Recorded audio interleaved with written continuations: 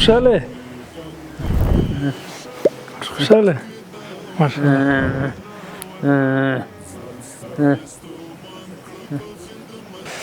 ګرانو دوستانو موږ په پروان ولایت شاوخوا کې یو.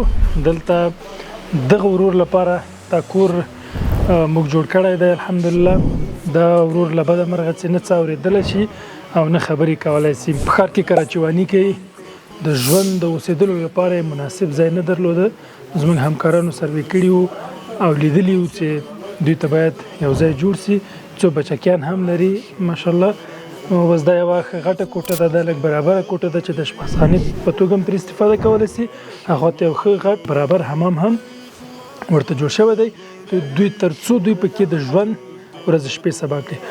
ګرانو دوستانو که چېرته تاسو هم غواړئ چې د دغه ډول مستحقو خلکو لاسنیوی وکړئ، د دوی په ژوند کې سهولتونه ورته مهیا کړي، نو تاسو ته قمر بنسټ سره ملګري شئ.